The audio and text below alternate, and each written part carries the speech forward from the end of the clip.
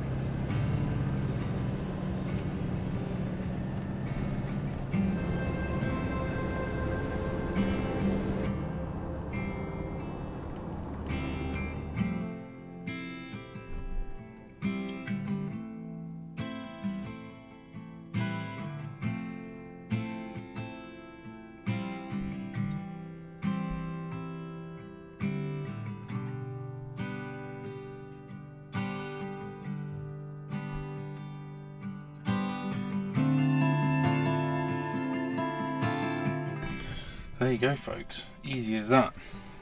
So I just went into the Spa, which has a post office. Picked up my parcel. I noticed on the way up here that the spot that was closed the other day, that's okay now. So I'm going to roll down there because I'm sort of blocking everything here, and then have a look. But yeah, packages on the road. Easy peasy.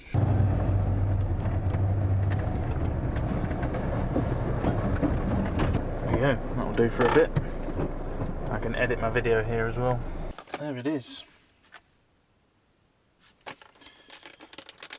Little mini. That's tiny, isn't it? You get the bag and a back flushing syringe. I got this from Amazon. I will put a link to this in my shop if you're interested. Might have to get a different bottle. There we go. Okay, perfect. I'll have to have a go with it, obviously, and talk about it properly. But the concerns that people were saying about this is that it doesn't filter out viruses. So the moment I read that, I got straight on the email to Sawyer about it. And they said, in fact, I'll tell you what they said. I'll get the email up. Because I basically sent them an email expressing my concerns that what's the point in it if it doesn't filter out viruses. I'll just try and summarise it because it's a massive email. No pore size larger than 0.1 micron inside. There's a massive list of all of the bacteria and things that it gets rid of. Now a little about geographical requirements and some facts about viruses. They do the virus filters and they're for use in areas which have been designated to have had a virus outbreak or has an established long-term viral problem. Now, I don't know how that applies to the current virus that's happening, but I think that's a bit different. I don't think you're going to catch flu from a stream, are you? To be a problem for humans, viruses must be able to multiply. In order to multiply, they require a host, which would be bacteria or cysts. It is widely accepted within the aid industry, therefore, that if you remove the bacteria and cysts, which this does, then you have removed most of the viruses, because they are contained within the bacteria. And anyone that has become infected by a virus from contaminated water will normally have ingested it from within bacteria. So basically, I think it will be okay. Obviously this is only going to be a small amount, we'll have to have a play with it.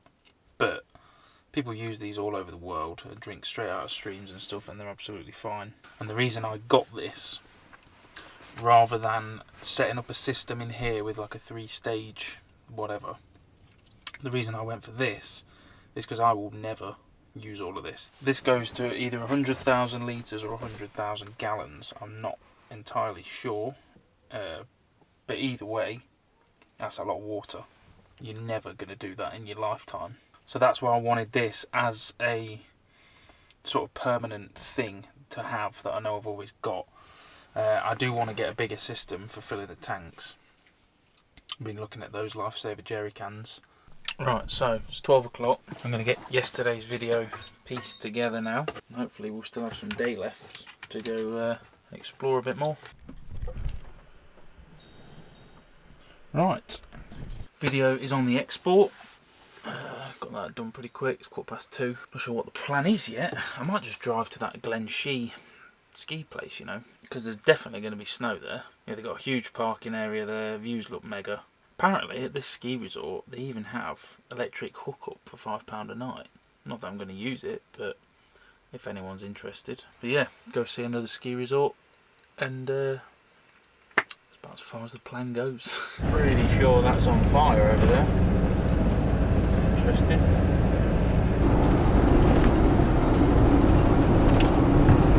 Whew.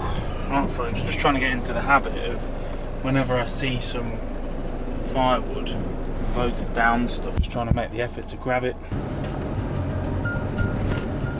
Just clocked a fuel station on the way through. It's not that expensive, so I'm going to get some.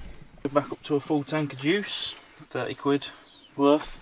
I love how friendly everyone is up here. Even the guy at the petrol station, he was asking me about my van. He's like, you heading up for skiing? You know, seeing what I was up to. It's a different world compared to down south.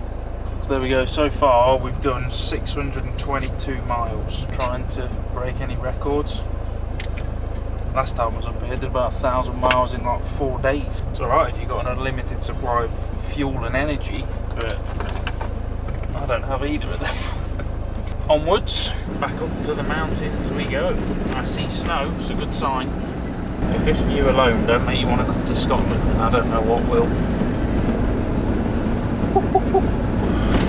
Oh god, that's intense.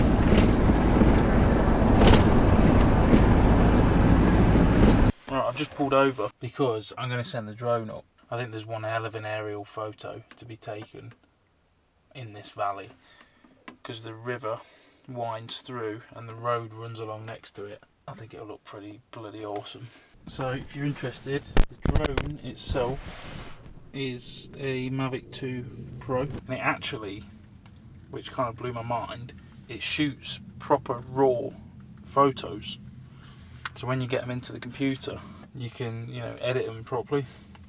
So what I'm going to do is, because this is still photography, yeah, I'm using a different tool, but it's still photography at the end of the day, and it just saves me having to walk up one of these mountains right now, because I really can't bother to do that. Before anyone says anything, I am registered with this, the drone's registered, I have my license thing or whatever it is.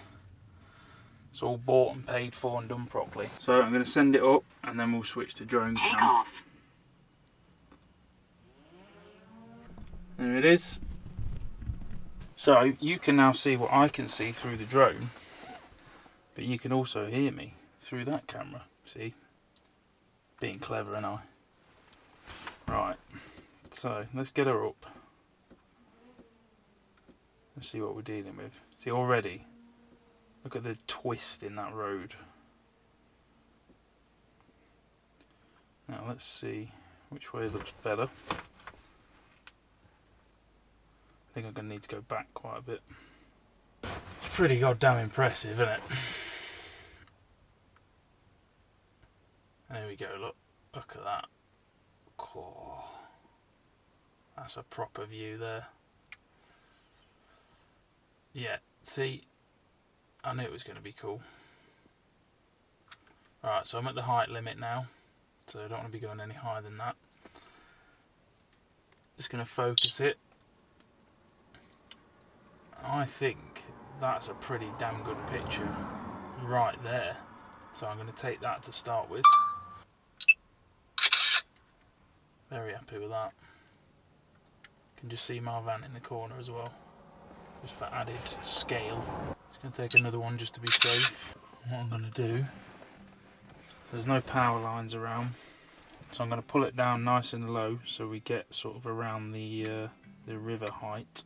Not too close to the road though, probably about there. And now we're going to go for it. So I'm recording 2.7K, 60 frames per second. There you go, look at that. Oh, that looks mega. You can just hear it going by now. There it is. Awesome. As you can see, this road's really quiet, so And now I'm going to bring it back down for landing. Beeping at us. I know, I can see it.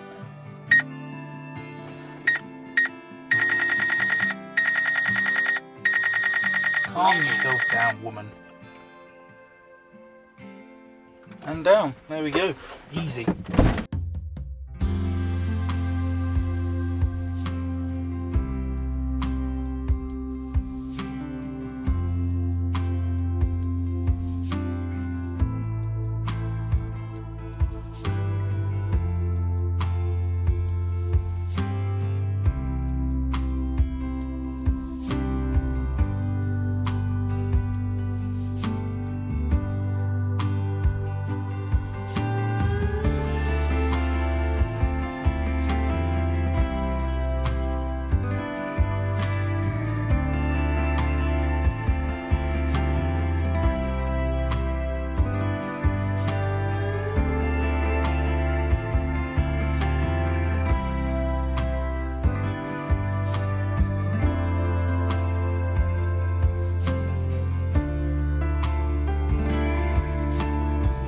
Seeing this right now.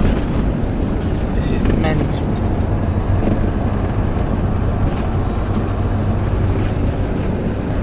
Jesus Christ, it's like we're driving up to bloody Chamonix, look.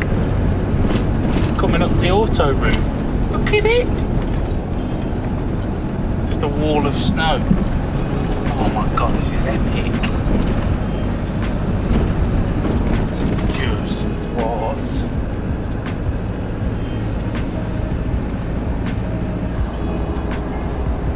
My mind is blown. It's amazing.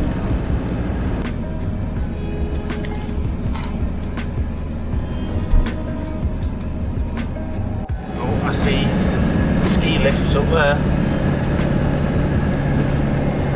Oh, God, look at the state of it.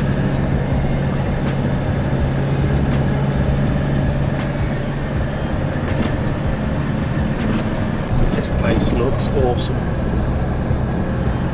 Loads of snow up here. I don't know where to look. Look at it. What the hell is this? Oh my god. This.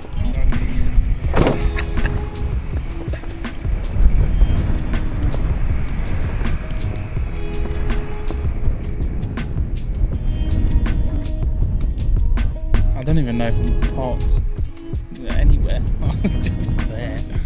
Oh god, this is awesome.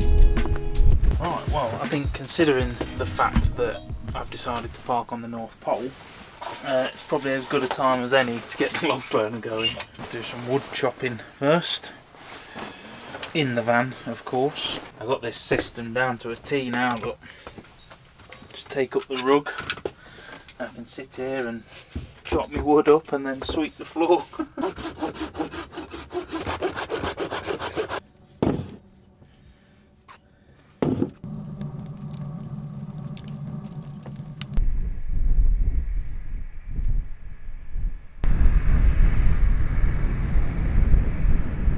I'd say that's me hunkering down for the evening now. Don't half smell good, burning proper wood. Suppose we'll make some food. Folks, I've just pushed the log burner to new heights, I think. Oh my god, I'm not used to using proper logs on there. I've been using that like kiln dried stuff. So the fire stick's just gone into temperature protection mode. And it is currently over 50 degrees in here. Oh my god, right, let's open that.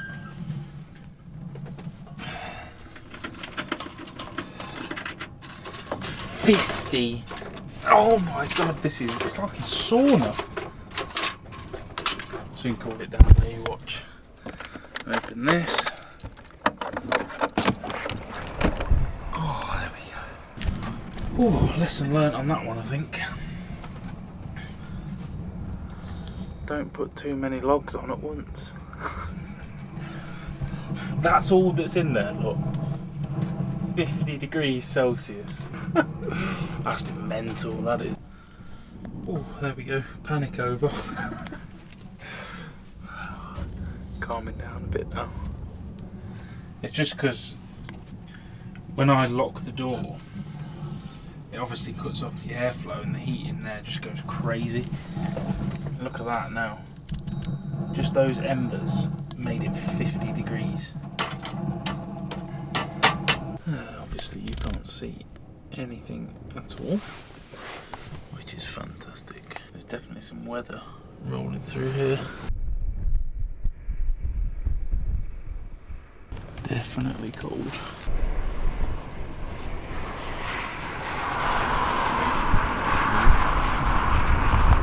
I'm going to get myself locked down for the evening. That's the point. Before I go to bed, I should probably cut a bit more wood up quick so that I'm not struggling first thing in the morning. There we go, so that should be enough to get us going in the morning. And what I like to do as well, take one of the blocks and just cut off some slivers for that initial burn, just to get it going first thing so it's quicker. There we go, so that's in there ready to go in the morning. Right, I think folks I'm going to call it there because I'm just going to clean my teeth and hit the sack, knackered. So yeah, see what tomorrow brings. Hopefully we'll be able to get up there on the slopes, fingers crossed. Right, I'll see you all tomorrow. Catch you in a bit.